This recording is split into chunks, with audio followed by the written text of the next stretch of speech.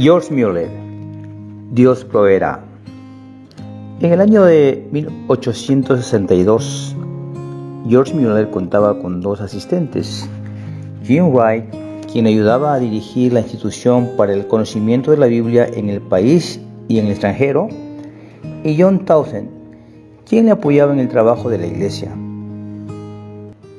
y en especial a dirigir las escuelas dominicales.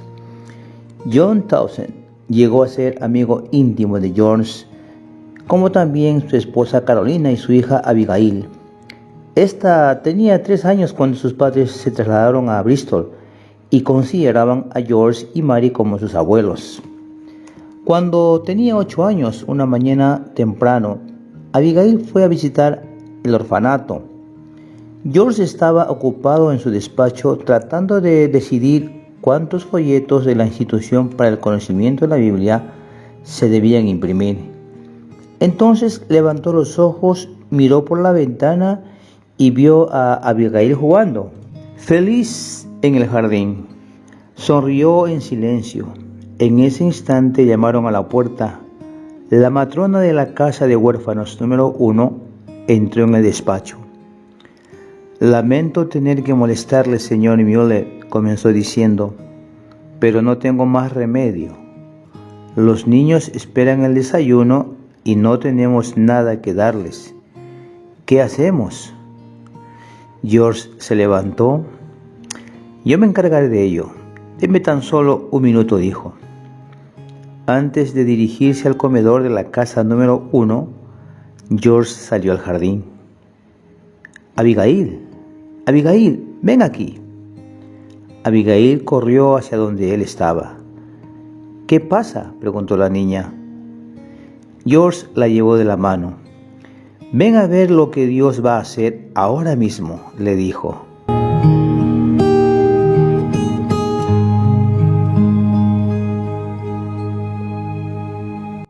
Ambos fueron hacia el comedor. Adentro aguardaban 300 niños de pie, formando una fila detrás de las sillas. Delante de cada silla había un plato, una taza alta, cuchara, tenedor y cuchillo, pero no había comida alguna. George captó la expresión de asombro en los ojos de Abigail. ¿Dónde está la comida?, preguntó la niña con suave voz. Dios proveerá, le respondió George Mueller. Antes de dirigirse a los niños, no queda mucho tiempo y no quiero que los pequeños lleguen tarde a la escuela, así que vamos a orar.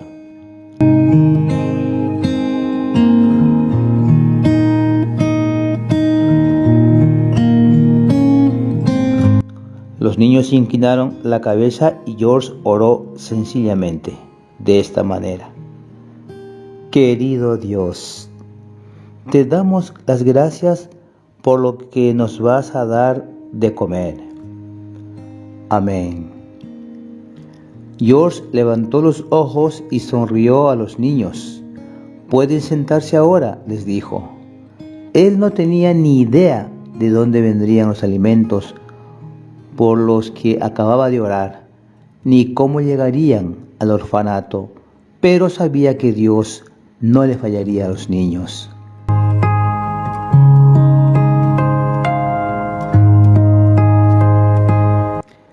Un atronador estrépito hizo temblar la habitación cuando las 300 sillas se arrastraron sobre el suelo de madera. Los niños se sentaron, obedientes, ante los platos vacíos. Tan pronto como cesó el ruido, alguien llamó a la puerta. George se acercó a abrirla. En el umbral apareció el panadero con una gran canasta de oloroso pan. Señor Mueller, dijo el panadero, no he podido dormir anoche. Estuve pensando que ustedes necesitarían pan esta mañana y supuse que debía levantarme y traerlo temprano. George esbozó una amplia sonrisa de gozo. Dios nos ha bendecido por medio de usted esta mañana, dijo tomando la canasta.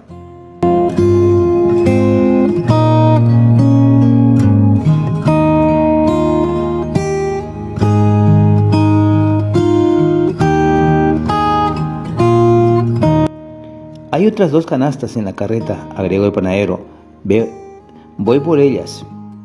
Al cabo de pocos minutos, los niños devoraron el delicioso pan recién salido del horno. Aún lo estaba disfrutando cuando volvieron a llamar a la puerta. Esta vez era el lechero, quien se quitó el gorro y se dirigió a George. Necesito ayuda. ¿Podría prestármela, señor? La rueda de mi carreta se ha roto justo a la puerta de su establecimiento. Tendré que descargar la leche para poder arreglarla. Hay 10 cántaros llenos de leche que ustedes pueden utilizar. Es gratis, por supuesto. George envió 20 de los niños mayores para ayudar al lechero. Muy pronto los cántaros de leche estuvieron en la cocina, desde donde fue servida con un enorme cucharón. Hubo suficiente para que todos los niños tomaran una taza grande y sobrara para el té del almuerzo.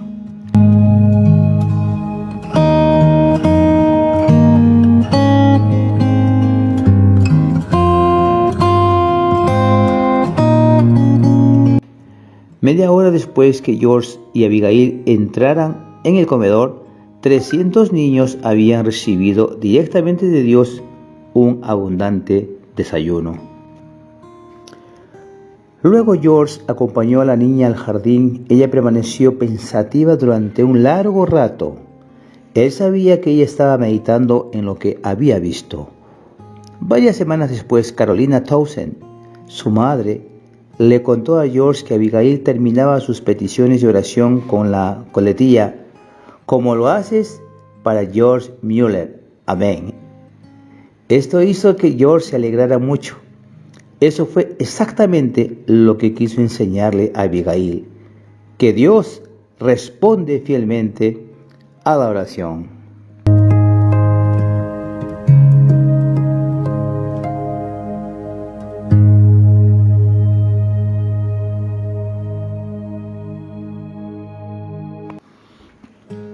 Todo el tiempo continuaron llegando visitas al orfanato de Ashland Down.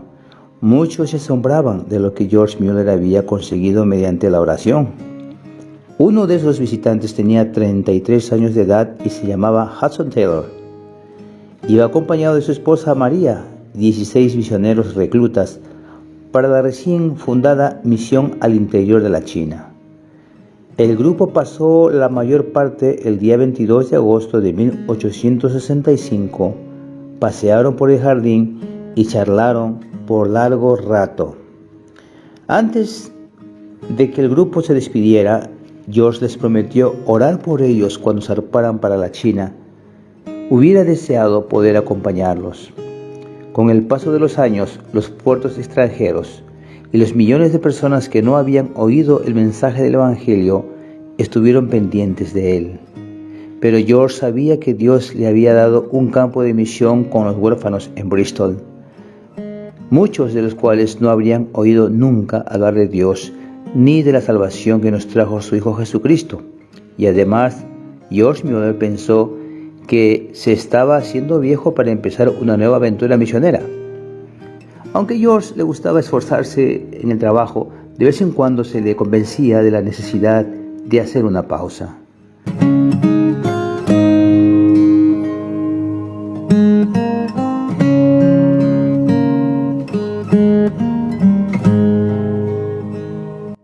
En tales ocasiones, la familia Mueller pasaba varios días en la ciudad costera de Ilfracombe, al oeste de Bristol, en donde disfrutaban paseando por el puerto y subiendo las colinas circundantes.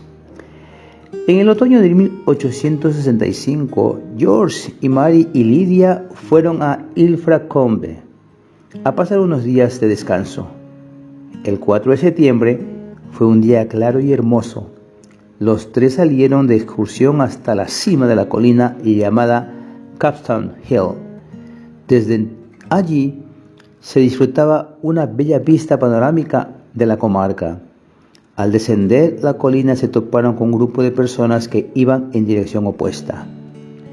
Un hombre alto y rubio saludó quitándose el sombrero y dando media vuelta le siguió. «Disculpe, ¿es usted George Mueller?» «Sí, replicó George, sorprendido de que alguien le reconociera en un paraje tan apartado. Tengo un dinero que quiero entregarle para los huérfanos, aclaró el hombre. Los dos hombres se sentaron en un banco cercano para charlar unos minutos. George se enteró de que su interlocutor era un empresario de la vecina ciudad de Minehead, quien había leído varios informes anuales del orfanato y estaba asombrado de que tantos niños fueran alimentados y vestidos mediante la respuesta de Dios a la oración.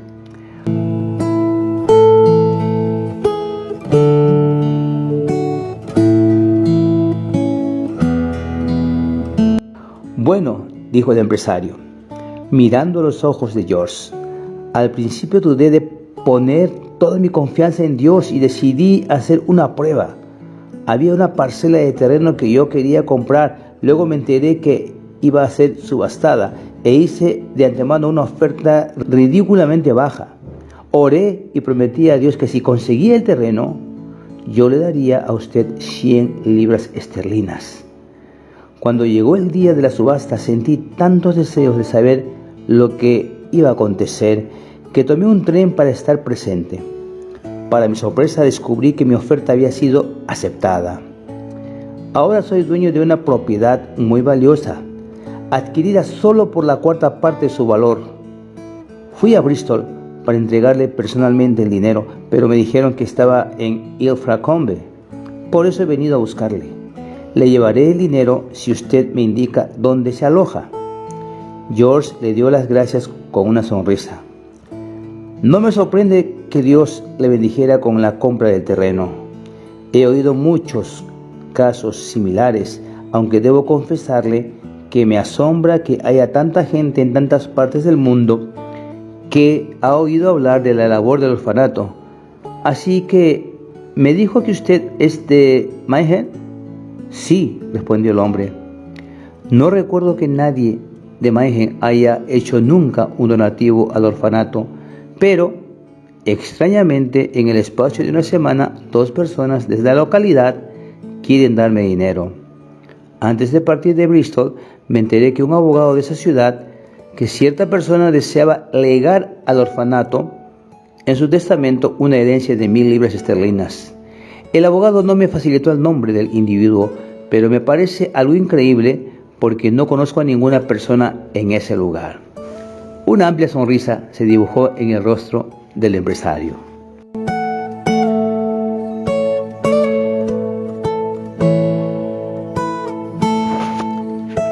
Ya que usted lo ha mencionado, se lo confesaré.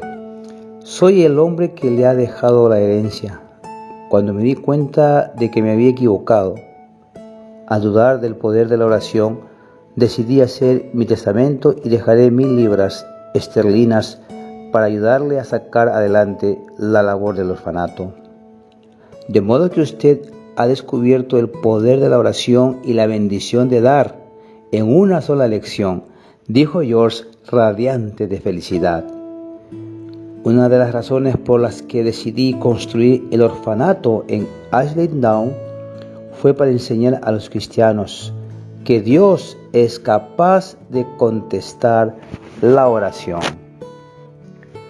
Los 2 hombres charlaron unos cuantos minutos más antes de separarse. Aquella misma tarde, George recibió las 100 libras.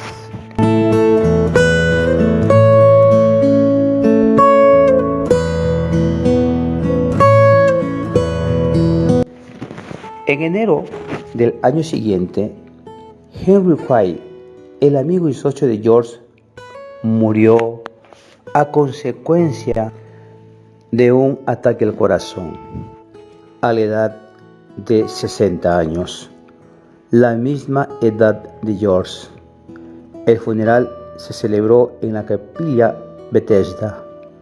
Fue un momento muy solemne para George cuando subió al púlpito para dirigir el servicio en memoria de su viejo amigo y consejero digno de confianza. Ambos cultivaron una amistad que duró 36 años. Después de la muerte de Henry Craig, muchas personas que trabajaban con George empezaron a preocuparse de él y su esposa. ¿Por cuánto tiempo podría resistir el frenético ritmo del trabajo que se habían impuesto?, se preguntaban. ¿Cuántos otros hombres de 65 años habían escrito más de 3.000 cartas al año, predicado 3 veces por semana y supervisado la obra de 3 ministerios distintos? ¿Cuántas mujeres de 68 años inspeccionaban cada recepción de suministros que llegaba al orfanato o se encargaban personalmente de la costura y el remiendo de 10.000 uniformes, por no mencionar el repaso de todas las cuentas para cerciorarse que todo estaba en orden? Sin embargo, el ritmo de trabajo de los Müller no decreció. A pesar de sus esfuerzos, los huérfanos continuaban ingresando en los albergues de pobres o viviendo en las calles de Gran Bretaña, por lo que George no descansó en hacer todo lo posible por ayudarles. 4 meses después, en mayo de 1866, el terreno estaba listo para construir la casa de huérfanos número 4.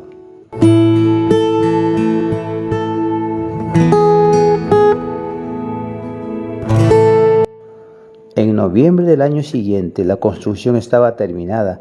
Inmediatamente comenzó a planear el trabajo para la casa número 5. El 6 de enero del año 1870 se completó la última casa e inmediatamente después ingresaron los niños. En las 5 casas de huérfanos, George Müller y sus colaboradores atendían por aquella época a unos 2.050 niños. Cada niño que ingresaba en el orfanato tenía una historia propia. Uno de los casos registrados fue el de William Ready, quien nació en un albergue de pobres londinenses el año 1860. La madre de William murió poco después de nacer su hijo, dejando a este y a sus 9 hermanos en manos de un padre alcohólico que murió 5 años más tarde. A la muerte de su padre, los hermanos Ready suplicaron que se les permitiera salir del albergue de pobres. Se inventaron una historia acerca de un pariente que les estaba esperando. En realidad no tenían dónde ir, pero querían salir del albergue para escapar de las terribles condiciones que soportaban. Los niños vivieron en la calle rebuscando en la basura cualquier cosa para comer. Una mondadura de naranja, un trozo de manzana o un plátano podrido. Cualquier cosa que acallara las punzadas del hambre y los retorcijones del estómago era recogida y engullida por si de un manjar se tratara. A veces William recogía colillas de cigarro para tener al menos algo en el estómago. Los fines de semana, William y sus hermanos iban a los bares y cantaban canciones divertidas o hacían acrobacias por unos cuantos chelines. En resumidas cuentas, llevaban una existencia lúgubre, gris, oscura. Pocos niños lograban subsistir en tales circunstancias y alcanzar la edad adulta. A pesar de todo, William Ready consiguió sobrevivir. Un varón cristiano de la iglesia en San Jorge, en Bloomsbury, se fijó en William cuando tenía 12 años. Le preguntó si le gustaría vivir en un orfanato. William dijo al punto que sí, no porque supiera lo que era un orfanato, sino porque cualquier cosa era mejor que la vida que llevaba. Una semana después, William Ready no era un niño feliz, aunque viviera en el orfanato de Ashley Down.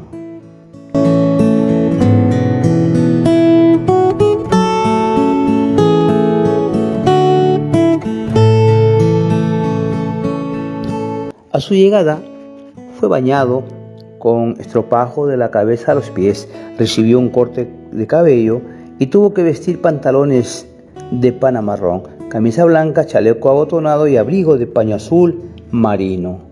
Ese día le dijo a la matrona que se sentía como un pollo relleno.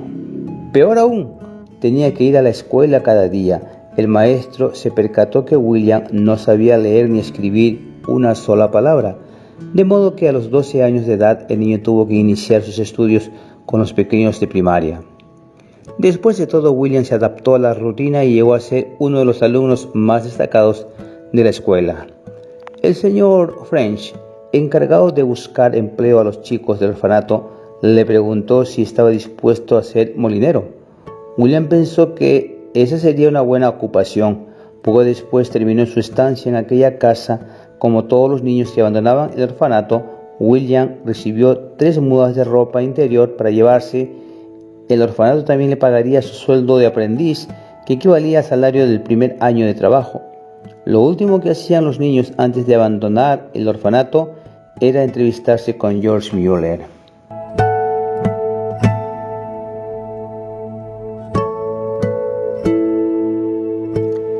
George levantó los ojos cuando llamaron a la puerta. «Pase», dijo. William Ready entró y George le invitó a sentarse. «Bueno, muchacho, ha llegado el momento de dejarnos», dijo George con afecto. «Sí, señor», replicó William respetuosamente. George abrió un cajón de su escritorio, sacó media corona, moneda que equivalía a 2 chelines y medio, es decir, 15 pequines, y se acercó al asiento de William. «Extiende las manos, muchacho», dijo, echando mano a una Biblia que había en la mesa. George puso la Biblia en su mano derecha y la moneda en su izquierda. «Puedes aferrarte con más fuerza a la que sujete tu mano derecha que a lo que sujete tu mano izquierda, ¿no es así?», le preguntó. William Ready lo confirmó. «Bueno, donde quiera que vayas, recuerda esto. Si te agarras fuertemente a la enseñanza de la Biblia, Dios siempre te dará algo para sujetar con tu otra mano».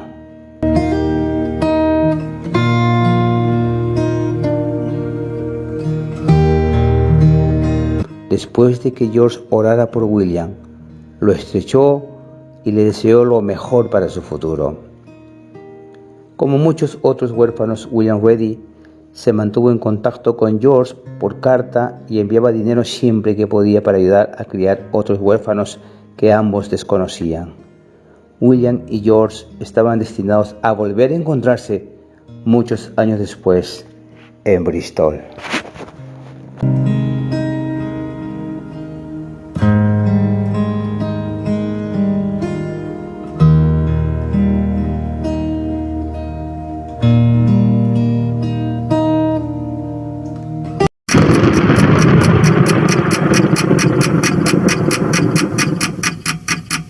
El Vigilante.